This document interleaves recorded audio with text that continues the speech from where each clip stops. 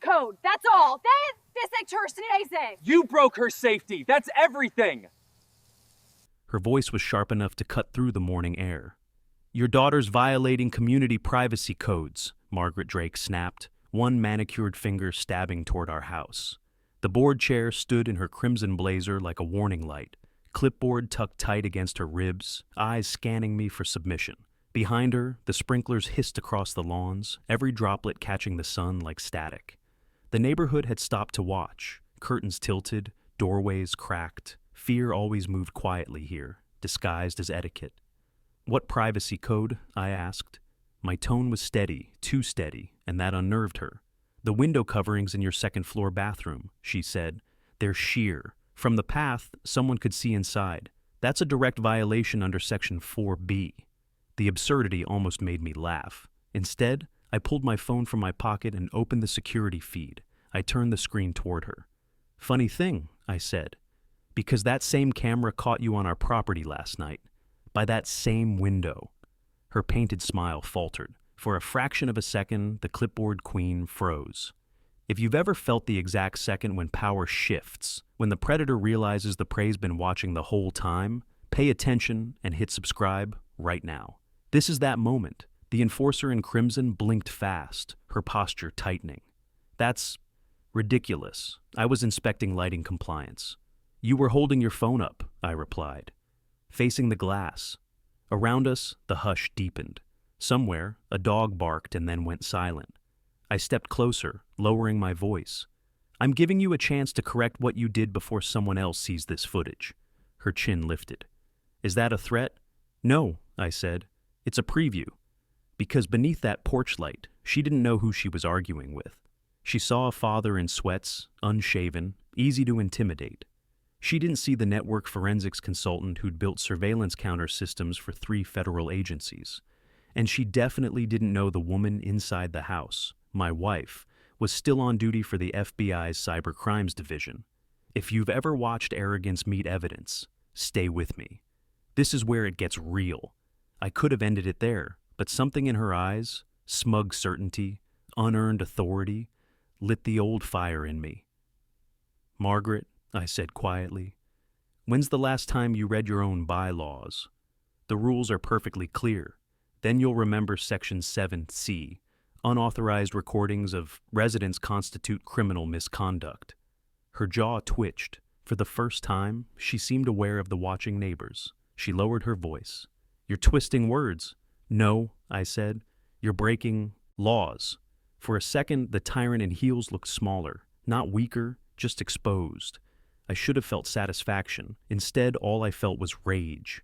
Because behind that window she'd targeted wasn't a privacy code. It was my 15-year-old daughter stepping out of a shower, humming, unaware of the lens pointed at her. The thought made my stomach twist. When Rachel came downstairs, badge still clipped to her belt, the board chair took one look and realized this wasn't a neighborhood spat anymore. Rachel didn't speak. She just opened the front door wider, motioning for Margaret to step back off the property. The silence that followed was louder than shouting. You'll regret this, Margaret hissed, retreating a single step. No, Rachel said softly. You will. And that's when I realized the HOA wasn't just broken, it was infected. Power here wasn't about maintenance or order. It was about control.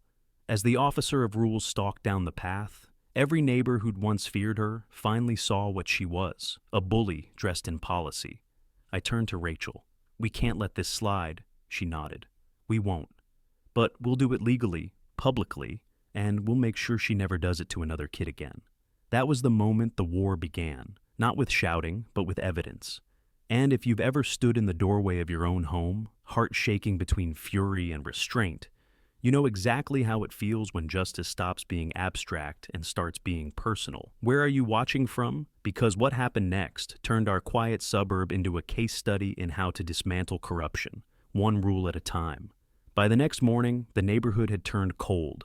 Not the weather, something heavier, unseen. Word travels faster than reason in communities like ours, and by sunrise, Margaret Drake had rewritten the story. Now, I wasn't a father defending his daughter. I was a man threatening the HOA president. That's how she operated. Control the narrative first, facts later. The Clipboard Queen's latest community update went out before breakfast, an email framed like an emergency alert.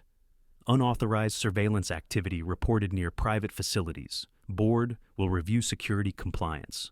Every word was baited. She was spinning my home camera footage, the same proof of her trespass, into an accusation against me. The enforcer in crimson knew exactly what she was doing. She'd built her power on fear, not policy. Every rule she wrote had a mirror clause that gave her plausible deniability. She could accuse you, fine you, isolate you, all while sounding perfectly reasonable. And now she'd aimed that machinery at my family. Rachel read the email twice, jaw tight. "She's prepping the neighborhood," she said. "If she controls public opinion, the board will stall any investigation." "She's good at this," I admitted. "She's arrogant," Rachel corrected. "And arrogance leaves fingerprints." That line stuck with me all day. By noon, 2 HOA patrol volunteers parked their golf cart near our driveway.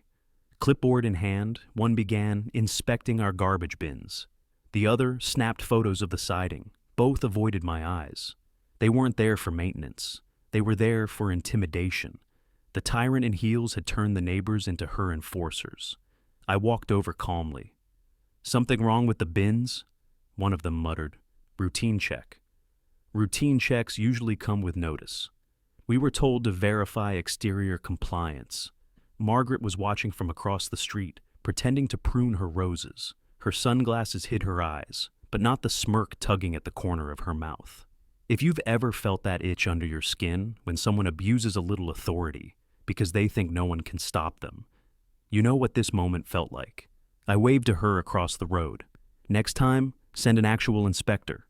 She didn't answer, just adjusted her gloves and clipped another perfect bloom. Rachel came out later with her laptop, a quiet storm behind her eyes. "She's spreading this through private community channels too," she said, scrolling through local posts. "Anonymous accounts, but the syntax matches hers. She's framing you as unstable. Can you trace them?" "I can prove the pattern," she said, "but not without triggering attention. Not yet." We needed restraint. The FBI didn't chase neighborhood gossip, but this wasn't about gossip anymore. This was about a woman trying to rewrite law into personal power, and my daughter's safety hung in that balance. That evening, I walked through the cul-de-sac. Porch lights flickered on, curtains shifted. No one waved. Fear does that. It isolates. It teaches people to survive by silence. Near the community pool, I spotted Donna Peters, the board secretary. She looked startled when she saw me. Her eyes darted toward the clubhouse before she whispered, "You should keep your cameras off for a while." "Why?" "Just trust me." Then she hurried away, shoulders tense. Her guilt wasn't hidden well. Something inside that clubhouse scared her more than me. When I got home, Rachel was on the phone with an old bureau contact. She ended the call quietly. "They can't intervene unless there's federal jurisdiction," she said. "We need hard evidence first. We already have her on our property." "That's trespassing," she said. "I need something that crosses a line of surveillance." I looked toward the second floor window, the one she'd targeted.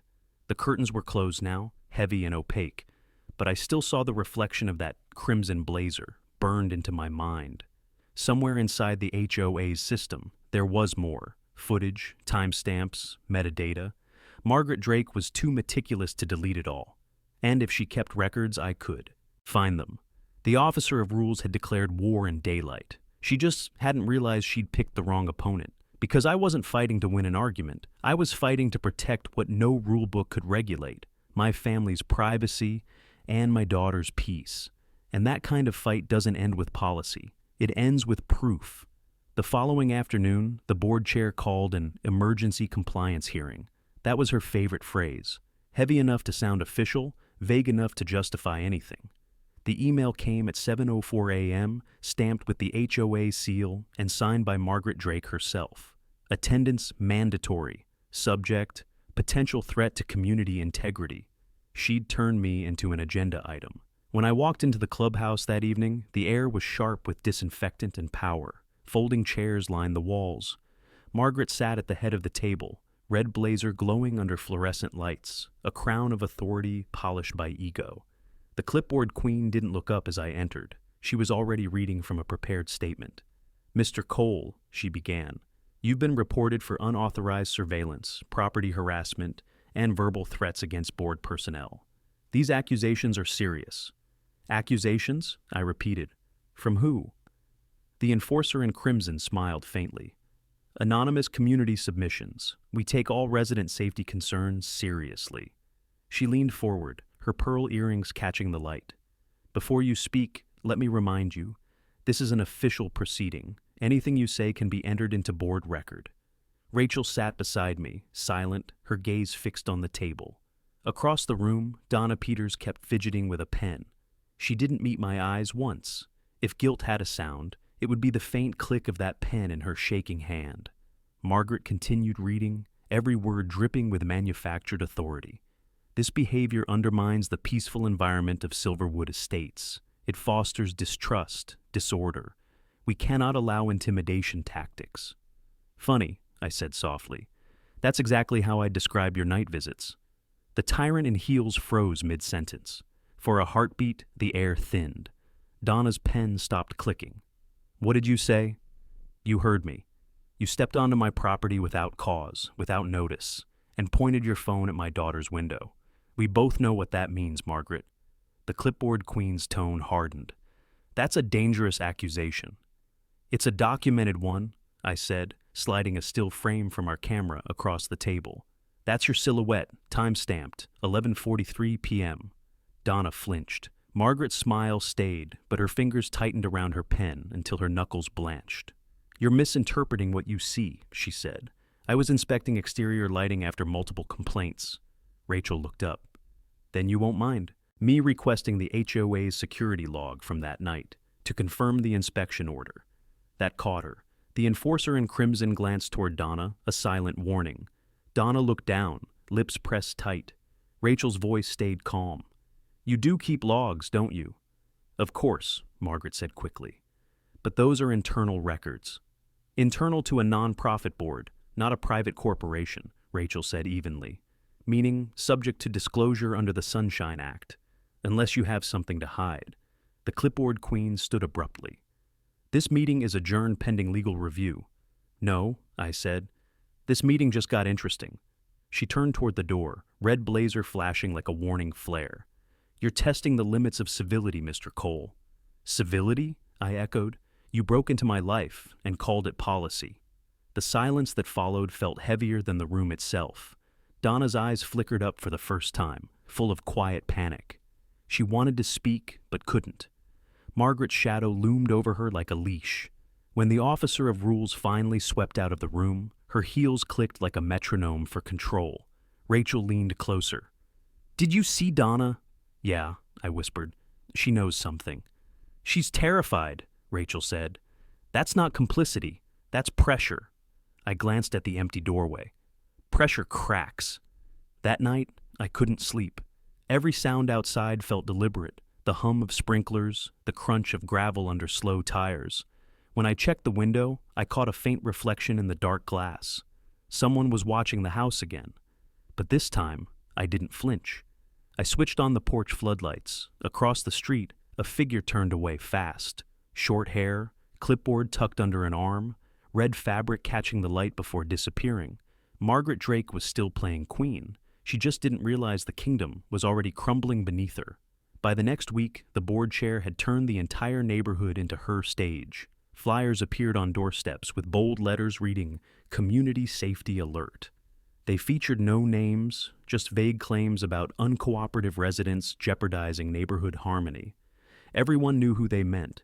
Fear worked faster than truth. Margaret Drake had perfected that art. The enforcer in crimson didn't need to shout anymore. She let whispers do the work. Even kids stopped biking past our house. One mother crossed the street when she saw me mowing the lawn, pretending to check her phone. Rachel said nothing at first. She'd been quiet for days, working long hours behind the screen, combing through the HOA's public filings, tracking patterns only she could see. I recognized that look. It wasn't worry. It was precision. She was hunting. Late one night, she pushed her laptop toward me. See this? She said, scrolling through rows of invoices. 2 sets of signatures on financial reimbursements, Margaret's name on both ends. That's illegal for a nonprofit. Conflict of interest. I frowned. Where did you get this? Public records, she said. They're careless when they think no one's looking. For the first time in days, I felt hope. Evidence was forming, something bigger than our personal feud. But we needed someone inside the system to confirm it. Someone like Donna. The clipboard queen had her claws deep in every committee, but Donna had access to minutes, records, and digital archives. And more importantly, she still had a conscience. I found her outside the clubhouse after dusk, leaning against her car, eyes darting around like a trapped bird. When she saw me, her breath hitched. You shouldn't be here. I think you already know why I am, I said softly. She looked away. Margaret will destroy me if she finds out. She's already destroying everyone else, I said. Including you. For a moment, silence hung heavy. Then she whispered, check the maintenance reports, the cameras at the pool. They're not supposed to store footage, but she had someone modify the system. There's a private backup drive in her office. That was all I needed to hear. The next morning, the tyrant in heels strutted across the community lot like she owned the asphalt. Mr. Cole, she called out, voice sweet as acid. You'll be pleased to know your compliance review is scheduled for next week. You'll have a chance to defend your conduct. Will I get to see the evidence? I asked. Her smirk widened. You'll see what the board allows you to. Every syllable dripped with triumph. She was confident because she thought her secrets were locked behind walls of paperwork and paranoia. But she'd forgotten. Locks are only as good as the person who designed them. That evening, I returned to the security feed archive Rachel had set up. She'd synced it to detect anomalies, anything resembling camera interference. Around midnight, the algorithm pinged. A data fragment appeared. Corrupted footage, redacted metadata, but still traceable. The timestamp matched the night Margaret stood outside our bathroom window. Rachel's eyes narrowed. She didn't just trespass, she recorded and kept the backup. That's federal, she said quietly. Wiretap level violation. It wasn't anger I felt anymore. It was something colder, clarity. The officer of rules had crossed from arrogance into criminality. The next day, Rachel filed a formal report through an interagency contact, not as a wife defending her home, but as an agent responding to a potential digital privacy breach. For now, we kept our names off the paperwork. We needed her to keep playing queen while the walls closed in. That evening, Margaret hosted her community harmony dinner. Strings of lights draped across the clubhouse patio, laughter, echoing like rehearsed applause. She moved through the crowd with that familiar elegance, shaking hands, masking venom with charm. Her smile never faltered, even when our eyes met across the courtyard. She raised her glass, pretending to toast. To unity, she said. I raised mine back. To exposure, I whispered. The war wasn't coming. It had already begun. The morning after the Harmony dinner, I woke to the sound of tires on gravel. A white SUV idled across from our driveway. The HOA's vehicle, marked only by a small decal on the door. Margaret Drake stepped out, clipboard tucked under one arm, red blazer catching the first burn of sunrise. The enforcer in crimson was making her rounds early, performing her own version of surveillance. I watched from the porch as she examined our mailbox like it was evidence. When she noticed me, her expression didn't shift. Just ensuring compliance, she called out smoothly. You know how fragile community trust can be. Trust isn't fragile, I said. Abuse is. She smiled, unfazed. I'd be careful with that tone. You're already on record for hostility. Her calm was rehearsed, every word, every motion. That was her power. She provoked chaos while staying perfectly still. But what she didn't know was that the storm was already turning toward her. Rachel had spent half the night decrypting the metadata Donna had hinted about. The file fragments she recovered pointed to one specific router address, the HOA office server. There was a separate IP signature hidden under an encrypted alias, Margaret D. Admin. Bingo, Rachel said, rubbing her temples. She's logging in remotely after hours. How often? Almost every night, between 11:30 p.m. and 1 a.m. The clipboard queen had been collecting her own residence security footage, rerouting it through a local backup drive, the same system she'd installed for safety. The irony was sickening. That night, I parked 2 streets away from the clubhouse. Rachel stayed on comms through a secure line. Once you're inside the lobby, the access points on the left wall, Gray panel, no label, she instructed. You don't need to remove it. Just attach the data extractor and hold for 20 seconds. The wind hissed through the palm trees, the soft hum of suburban quiet masking my footsteps. I wasn't breaking in. I was reclaiming truth. Every neighborhood rulebook she'd written began with one phrase: transparency ensures order. So, that's exactly what I was about to give her. As I reached the entrance, I saw motion through the glass door. Donna, she was pacing near the reception desk, clutching her key card. When she spotted me, her face drained of color. I didn't tell you to come here, she whispered harshly as I entered. You didn't have to. She's upstairs, Donna said quickly. She holds late meetings sometimes. If she catches you, I won't get caught. Her eyes darted toward the staircase. 15 minutes, that's all I can give you. I slipped into the corridor. The hum of air conditioning mixed with the faint clicking of high heels above me, Margaret's unmistakable rhythm. The tyrant in heels was pacing her office, probably preparing another compliance bulletin. In the side hallway, I found the gray panel Rachel had described. The extractor clicked into place, LED blinking softly. 20 seconds of stillness, 20 seconds of truth unraveling behind invisible code. Footsteps echoed down the stairwell. Donna's voice, low and trembling. She's coming! I yanked the extractor free and slid it into my pocket just as Margaret's silhouette appeared in the doorway. She froze when she saw me. Mr. Cole, she said, her tone sugar over steel. After hours visits now? That's not very neighborly. Neither are secret camera backups, I said evenly. The board chair's expression hardened, but she recovered fast. Accusations again. You really should find a hobby that doesn't involve slander. I stepped closer, holding her gaze. You built this HOA to watch people, not protect them. You made safety your weapon. Her smile sharpened. Safety requires sacrifice. Some privacy must be surrendered for order. Rachel's voice crackled faintly through the earpiece. Got it. Data confirmed. I didn't reply. I just looked at Margaret, at the woman who believed her control was law. You just sacrificed the wrong family, I said quietly. Her jaw tightened, but she didn't speak again.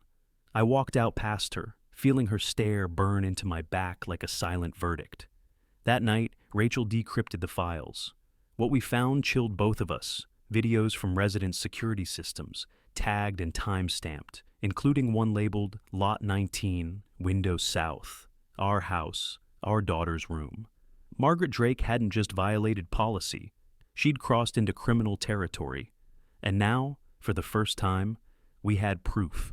When Rachel hit play, the air in our living room felt thinner. The footage loaded frame by frame, grainy, distant, but clear enough to crush denial. The angle came from our neighbor's pool cam, rerouted through the HOA's private server. The timestamp blinked 11:42 p.m. A silhouette appeared near our fence line. Clipboard, red blazer, Margaret Drake. For a moment, I couldn't move. Rage doesn't always shout. Sometimes it stands perfectly still. Rachel paused the video. This isn't just misconduct. This is a federal privacy breach. And she's been doing this to others too, I said. Probably, she replied. But if we're going to stop her, we need to build this right, legally. She's cunning, and she knows how to bury evidence. That was the moment I realized this wasn't a neighborhood feud anymore. It was surveillance warfare wrapped in HOA bureaucracy. And Margaret Drake, the clipboard queen herself, was both warden and voyeur. By morning, her smear campaign was in full swing. Residents received an urgent bulletin accusing us of fabricating footage to intimidate the board. It claimed Rachel's government connections were a threat to community safety. The audacity was breathtaking. I walked outside to find two neighbors whispering near the sidewalk. One of them, Mrs. Ford, looked away when I approached. You know, John, she said carefully, Margaret told us she has proof you altered those videos. She said she'd show them at the next meeting. Then she should, I said. Let her show everything. Her expression wavered. Doubt was beginning to seep through Margaret's control. That was the first crack. That afternoon, Rachel and I met Donna in the parking lot behind the old mail shed.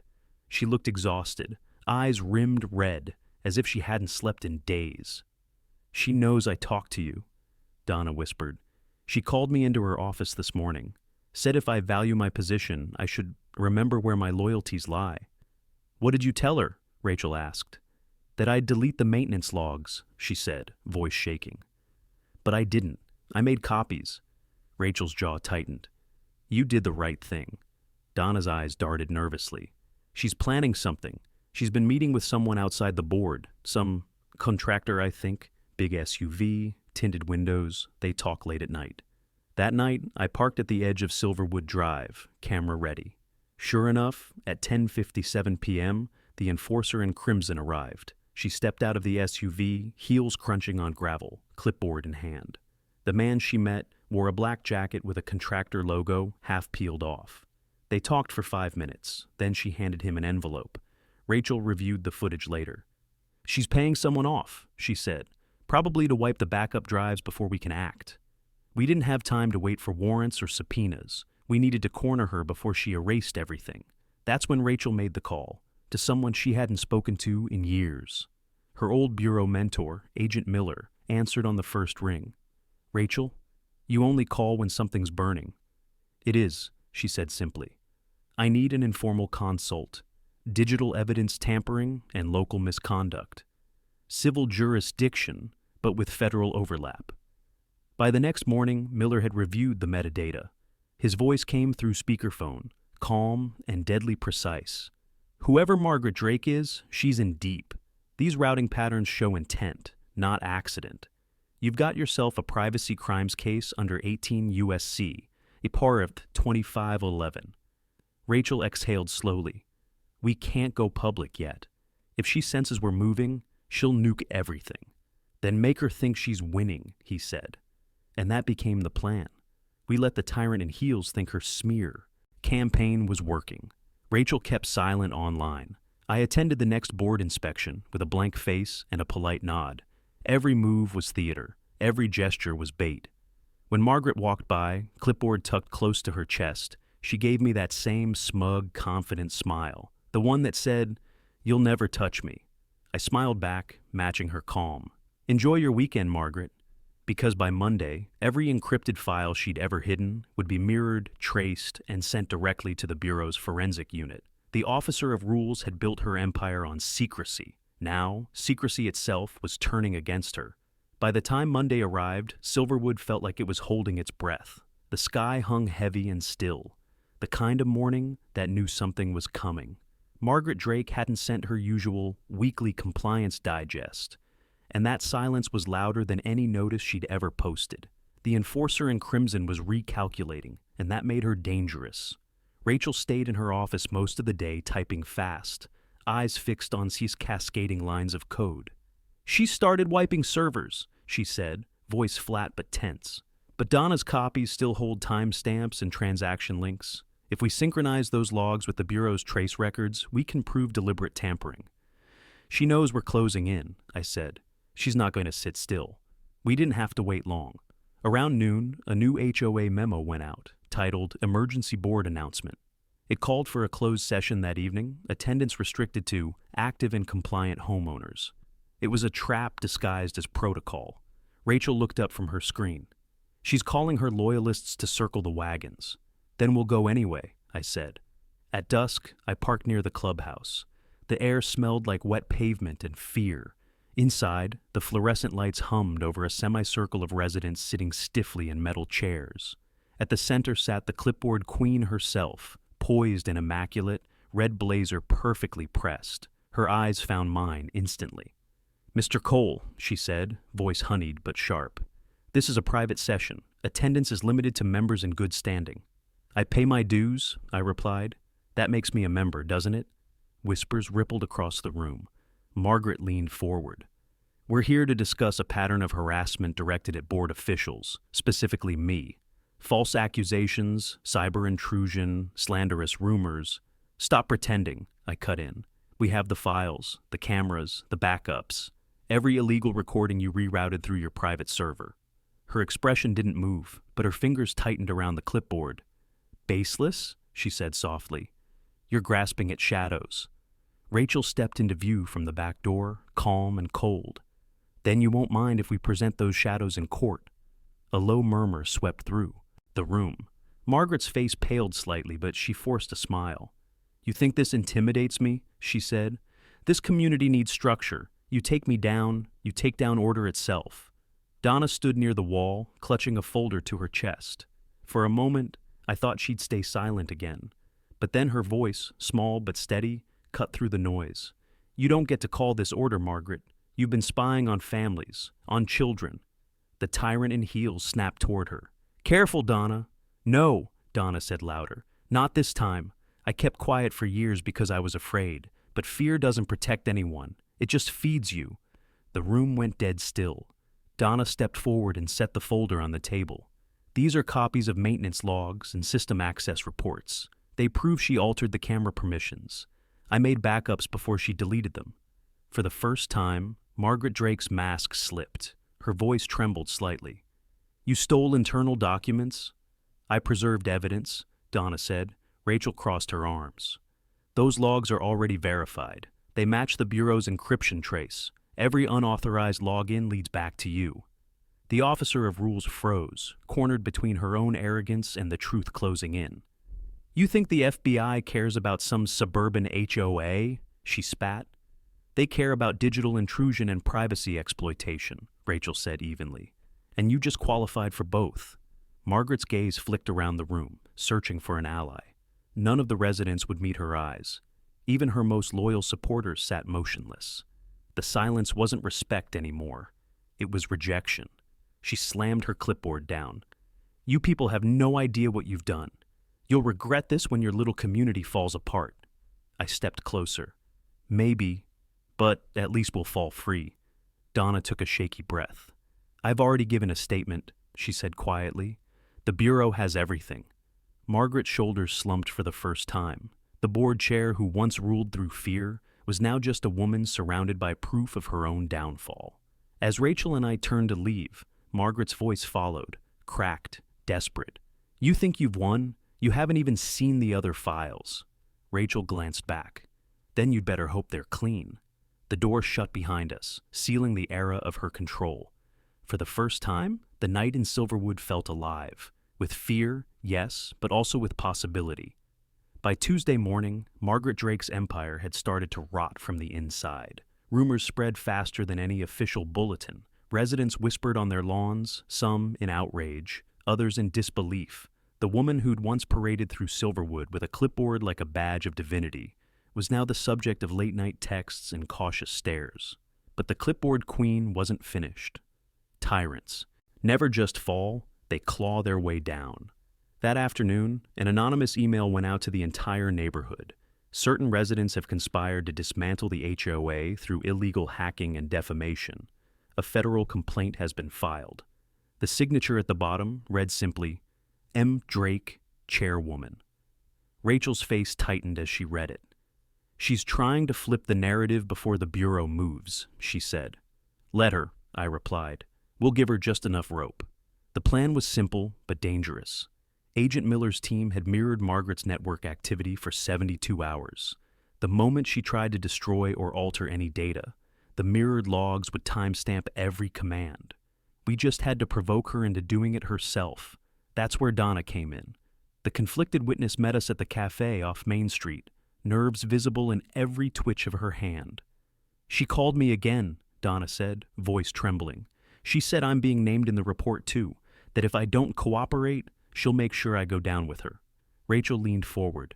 "Then you're going to cooperate with us. We need her to believe you've switched sides." Donna blinked. "You want me to lie to her?" "Not lie," I said. "Just let her think she's winning. You'll say you've seen the files and that you're ready to hand over the backups we kept." The officer of rules was predictable. Every victory she believed in came with arrogance attached. If she thought she'd outsmarted everyone, she'd move recklessly. That evening, Donna walked into the HOA office wearing a calm she didn't feel. Rachel and I waited in the car, calm, silent, but recording live through her phone. Through the faint static, we heard Margaret's voice, smooth, condescending, confident. "Good girl," the enforcer in crimson said. "You finally realized where loyalty belongs." "I just don't want to be dragged down," Donna murmured. "Oh, you won't be," Margaret said lightly. "Once I clear the servers, no one will trace anything to me, or to you." There it was. The confession in real time. The tyrant in heels typing her own undoing. Rachel's laptop screen lit up seconds later. "She's doing it," she whispered. "Full purge command, root access, overwrite protocols, everything." Miller's system caught it instantly. The logs mirrored and locked. We waited until Donna walked out, pale but breathing. "She bought it," she said. "She thinks it's done." "It is," Rachel said, "just not the way she thinks." That night, we drove to the Bureau's field office. Agent Miller met us in the dim glow of the security lights, expression grave but satisfied. "You've got gold," he said after reviewing the logs. "Intent, manipulation, tampering, and a direct order to destroy evidence. She's cooked." But even victory had to be handled carefully. Margaret Drake wasn't just one corrupt official. She was the heart of a cult of control that had ruled Silverwood for years. Taking her down publicly would rattle the whole community. Rachel crossed her arms. "We do this by the book. If this turns into spectacle, she wins sympathy." Miller nodded. "We'll issue a sealed summons first, quiet but final." Still, something in me knew Margaret wouldn't go quietly. People like her didn't surrender. They combusted. Sure enough, just after midnight, Rachel's phone buzzed with a text from an unknown number. "You've made a mistake, Agent Cole. You think I'm afraid of your husband's little stunt? You should check your cameras." I rushed to the window. Outside, the motion sensor lights flicked on. Someone had just been there. A single envelope lay on our porch, sealed in red wax. Inside, one line written in neat handwriting. "I see everything that sees me." The clipboard queen wasn't hiding anymore. She was declaring war. And the war had just become personal. By Wednesday night, Silverwood was unraveling. Streetlights flickered like nervous eyes, and the wind carried whispers of what Margaret Drake had done. The board chair's power had always lived in people's fear, and that fear was finally cracking. Still, fear makes people unpredictable. Rachel sat at the kitchen table, laptop open, her fingers steady on the keyboard. "The Bureau's moving on the summons," she said. "But there's chatter online. She's leaking partial files to make it look like we doctored evidence." "She's trying to muddy the water," I said. "Classic deflection." Rachel nodded. "The tyrant in heels is fighting for survival." Across the street, a group of neighbors had gathered near the community mailbox, phones in hand, faces tense. Margaret's loyalists were stirring again, feeding on confusion. They didn't care about truth. They cared about the illusion of control she gave them. That's when Donna called. Her voice shook. "She knows about the recordings. She says she's coming for me next." "Stay put," I said immediately. "You're under federal witness protection now. Don't answer her calls." "I'm not home," she whispered. "She found me at the cafe. She's parked outside." My stomach turned. I grabbed my keys. Rachel was already ahead of me. "I'm coming," she said, eyes cold and focused. She's crossed the line from manipulation to intimidation. We reached the cafe in under 6 minutes. The parking lot glowed under the sickly orange light of a single lamppost. Margaret Drake's SUV sat there, windows tinted black, engine running. The enforcer in crimson stood by the driver's side, clipboard in one hand, phone in the other, shouting into the receiver. Donna sat inside her car, crying quietly, too terrified to move. Rachel stepped out first. "That's enough, Margaret." The clipboard queen turned, eyes narrow. "Ah, the federal wife," she sneered. "Funny how you hide behind badges that aren't yours." "You followed a protected witness," Rachel said evenly. "That's obstruction and intimidation, both felonies." Margaret's lips curved into a smirk. "You think your little FBI friends scare me? I've survived 4 lawsuits, 3 elections, and 2 mayors. You don't have the spine to bring me down." I walked closer, my voice low. "You've already brought yourself down. We just pressed record." Her composure flickered. "You think this neighborhood will thank you when I'm gone? You'll drown in chaos, trash piling up, lawns dying, dogs barking. I was the order." "No," I said. "You were the threat disguised as order." Rachel held her phone up. "Smile, Margaret. You're live to the Bureau right now." For the first time, panic flashed across the officer of rule's face. Her mask cracked. "You can't—" she started, but her voice failed. Sirens wailed in the distance. Margaret froze, realizing this time it wasn't another bluff. The same authority she'd weaponized against everyone else was now coming for her. When the patrol cars pulled in, their lights painted the parking lot in red and blue, her own crimson reflected back at her like poetic justice. She tried to speak, to command, but her words broke apart. "Ma'am," the officer said, stepping forward, "you're being detained pending federal inquiry into digital tampering and witness intimidation." Her clipboard slipped from her fingers, hitting the pavement with a sharp crack that echoed like an ending. Donna exhaled a sob of relief. Rachel guided her out of the car. "It's over," she whispered, but her eyes stayed on Margaret, the same woman who had ruled Silverwood like a fiefdom for years. Even as the handcuffs clicked, the tyrant in heels tried to reclaim the last word. "You'll regret this," she hissed. "You think freedom feels good, but wait till you're the one enforcing it." Rachel didn't flinch. "I enforce justice, not fear." As they drove Margaret away, the entire neighborhood seemed to exhale. But the quiet that followed wasn't peace. It was aftermath. Power doesn't vanish. It changes shape. Later that night, as Rachel and I sat in the living room, she looked toward the dark window. "You know this isn't over," she said softly. "People like her always leave something behind." I nodded. "Then we'll find it." The enforcer in crimson was gone, but her shadow still lingered, etched into the walls, the bylaws, and the frightened hearts she'd ruled. The night after Margaret Drake's arrest, Silverwood should have felt free. But freedom rarely feels peaceful right away. It feels uncertain. The silence on our street was the kind that made you listen too hard, like the calm before another storm. Rachel stayed up late with the Bureau's case officer, reviewing the footage. Margaret's voice played again, and again, those cold, deliberate words about order through fear. Every repetition made the house feel smaller. "She's out on bail," Rachel said finally, shutting her laptop. Her lawyer filed the motion within an hour of booking. Of course she had. The board chair never accepted defeat. She just changed battlefields. By morning, her supporters were back online, posting claims of political persecution and fabricated evidence. The enforcer in crimson had turned herself into a martyr. Even in handcuffs, she knew how to control a narrative. Donna came over before noon, visibly shaken. "They're knocking on my door," she said. "Anonymous flyers saying I betrayed the community." "I'm scared, Daniel." I looked at Rachel. She sighed. "We'll handle it legally, but this is psychological warfare now." Margaret had always known how to weaponize shame. Even from her marble kitchen or courtroom seat, she could reach people's minds and make them second-guess reality. That evening, as the sun set behind the rows of identical roofs, an email arrived, anonymous but familiar. Subject line, "You think you won?" Rachel clicked it open. Inside was a single attachment, a video file. Margaret Drake's face filled the screen, shot in dim light, hair perfectly styled, that same faint smirk she wore at every board meeting. "Neighbors," she began, her voice smooth and rehearsed. "You've been misled. The so-called evidence against me was fabricated by a small group of radicals who wished to dismantle our standards. I protected this neighborhood. I enforced its values. And for that, they call me corrupt." She leaned closer to the camera. "Silverwood deserves better than weakness. Remember who kept you safe."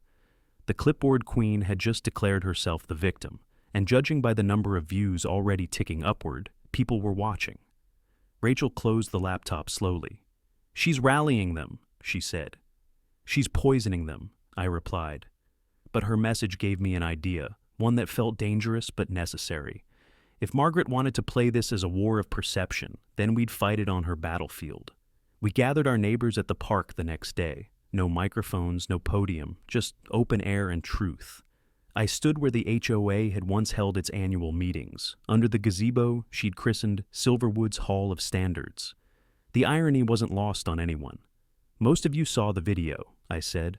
"Margaret wants you to believe fear kept this place safe. But look around. Do you feel safe?"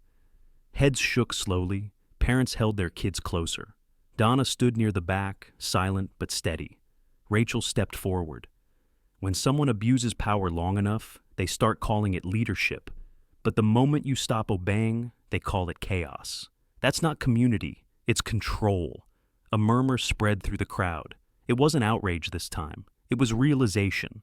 Suddenly, Margaret herself appeared at the edge of the park, flanked by her attorney. The tyrant in heels, bold even under investigation, still dressed in her crimson blazer. She crossed the grass slowly, expression unreadable.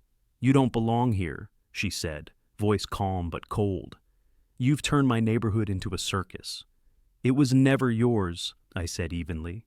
"You just rented everyone's fear." She laughed, a sharp, brittle sound. "You think these people will run this place? They can't even agree on lawn colors." Rachel faced her squarely. "Then maybe it's time they learn, without your clipboard." The officer of rules stared at her for a long moment, jaw tightening. "You're naive," she said. "You think justice fixes people. It doesn't. It only replaces one tyrant with another." I stepped closer. "Then maybe it's time for none at all." For once, she didn't respond. She just turned and walked away, every step heavier than the last. The crowd stayed silent until she disappeared down the sidewalk. Donna whispered, "It's really over, isn't it?" Rachel shook her head. "Not yet, but it's ending." As the sun dipped low, the air shifted, lighter, uncertain, but hopeful. For the first time, Silverwood felt like it might learn how to breathe without Margaret Drake's permission. The hearing was set for Friday morning. By dawn, the community center, once Margaret Drake's kingdom, had transformed into an impromptu courtroom.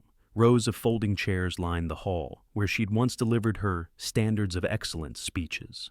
Now, those same chairs were filled with neighbors waiting to see her face accountability. The irony wasn't lost on anyone. Rachel stood near the front with Donna, briefing the Attorney General's liaison. "She'll use everything," Rachel said quietly. "Charm, pity, intimidation. She'll play victim until her last breath." And she was right. When the board chair entered, it was like watching an actress return to a stage she believed still belonged to her. The crimson blazer gleamed beneath the fluorescent lights, immaculate as ever. Her hair was perfect, her expression calm. A performance of composure meant to conceal panic. Margaret didn't glance at me or Rachel. She didn't need to. Her silence said everything. This isn't over. The proceedings began with formalities, charges of financial fraud, digital tampering, and witness intimidation. But the air in the room shifted when the moderator announced public testimony. For the first time, residents could speak, and one by one, they did. A mother talked about being fined for her child's wheelchair ramp. A retired veteran described receiving warning letters for hanging the American flag on Memorial Day. A single father spoke of threats over his unpainted mailbox. Each story peeled another layer off the clipboard, Queen's illusion. Her empire wasn't built on rules. It was built on fear, disguised as community order. When it was my turn, I stepped to the microphone and looked straight at her. "For years, Margaret, you said you were protecting this place," I said. "But protection without compassion is tyranny. You didn't build Silverwood, you broke it." Her lips curled faintly. "And you think you fixed it?" "I didn't," I said. "But we stopped pretending it was perfect." Rachel followed, presenting the digital logs, timestamps, and video evidence. Every click Margaret had made trying to erase her crimes appeared on the screen behind her. A silent confession written in code. Still, the tyrant in heels didn't flinch. "Do you people really believe this?" she said finally, turning to the crowd. "Everything I did was in your interest. Order requires sacrifice. You can't run a neighborhood on feelings." Donna stood up from the back row. "Then why did you threaten me?" she asked. "Why did you follow me to my car? Was that order too?" Margaret's mask cracked. "You were weak," she hissed. "You couldn't handle the responsibility. I gave you a place on that board, and you betrayed me." "You gave me fear," Donna said softly. "I'm done living in it." The room fell silent. Even her most loyal supporters looked uneasy. The officer of rules had become what she once claimed to fight. Lawless in her obsession with control. The Attorney General's representative cleared his throat. "We have sufficient grounds to proceed with prosecution. Effective immediately, Mrs. Drake is suspended from all HOA operations and barred from community contact until trial." It should have ended there. But Margaret wasn't finished. As the officers approached, she rose slowly, eyes locked on Rachel. "You think this ends with me in cuffs?" she said, voice trembling but loud enough for everyone to hear. "You've opened a door you can't close. Every community needs someone like me, someone willing to do what others won't." Rachel met her gaze, steady and unflinching. "No, every community needs someone willing to say no to people like you." A murmur swept the room, agreement, relief, even a few claps. Margaret's eyes widened as the realization hit her. The crowd wasn't hers anymore.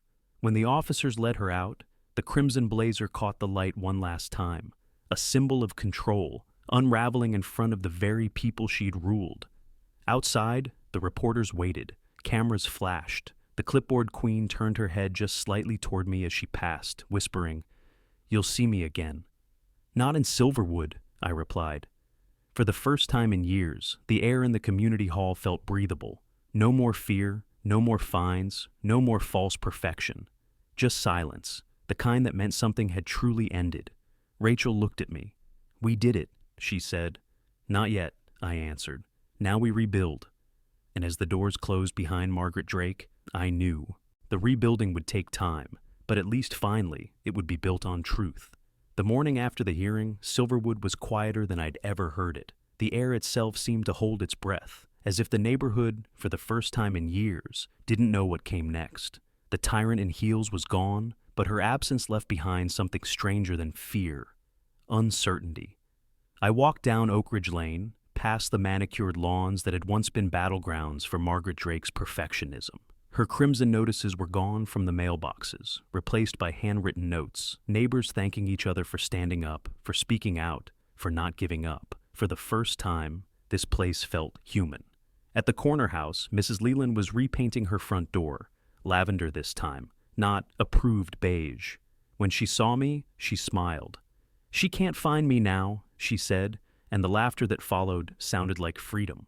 By mid-morning, the new interim board gathered at the community center to restore what the clipboard queen had destroyed. The same hall that had once echoed with her clipped orders now buzzed with cautious optimism.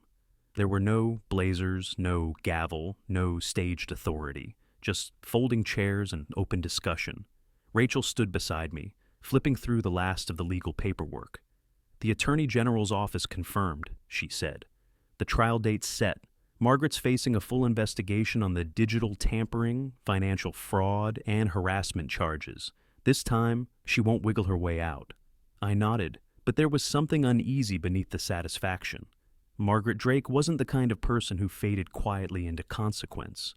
Even behind walls, she'd find ways to pull strings. People like her didn't crave money or even recognition. They craved obedience. Donna joined us, holding 2 coffees. "You know what's strange?" she said. "Even now, some folks still think she'll come back. Like they can't imagine Silverwood without her." "That's how control works," Rachel replied softly. "It rewires fear into dependency." As the meeting began, I took a seat near the back, watching as the residents, people who'd once avoided eye contact in grocery stores, now spoke freely about change. They proposed community gardens, neighborhood watch rotations, open voting. Simple things, but powerful. The antidote to tyranny is participation. Halfway through, someone asked if we should remove her name from the HOA registry entirely. "Erase her legacy," a man said. "Start clean." But Donna shook her head. "No," she said. "We keep it. As a reminder of what happens when we stop paying attention." The room fell silent. And in that silence, I realized she was right. Margaret Drake wasn't just a person. She was a warning. Later that evening, as the sun dipped low, Rachel and I walked the same path where it all began, the spot where our daughter had once been photographed through the bathroom window. The house across the street still had the faint reflection of the camera in the upper pane, now sealed with black paint. I stared at it for a moment, remembering the fury, the helplessness, the promise I'd made. Rachel slipped her hand into mine. "She underestimated one thing," she said quietly. "You don't mess with a father's fear." I smiled faintly. "Or an FBI agent's patience." She laughed, a sound I hadn't heard in months. For a second, the world felt light again. A week later, a local news crew aired the story. Former HOA president charged with invasion of privacy and fraud. The footage showed Margaret leaving the courthouse, head bowed, her trademark crimson blazer muted under gray skies.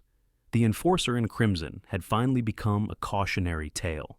But what mattered more wasn't her downfall. It was what grew after. Silverwood began to change in ways rules never could.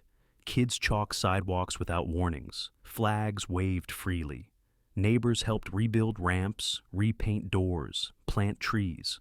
The sound of laughter replaced the sound of fines. And as I watched from my porch that night, I realized something deeper. Margaret Drake had never really built a community. She'd built a mirror, forcing everyone to see their worst fears. Now, that mirror was shattered. Before heading inside, I recorded one final message for my viewers. If you've ever been silenced, intimidated, or made to feel small by people who think rules make them gods, remember this story. Power only lasts as long as people obey it, and when you finally say enough, that's where freedom begins. I paused, letting the words settle. If you've ever stood your ground against control disguised as order, this is your place. Drop your story below and tell me where you're tuning in from. The porch light flickered, casting one last glow across the neighborhood. Silverwood was no longer a place of rules. It was a place of recovery. And for the first time in years, peace didn't feel like silence. It felt like home.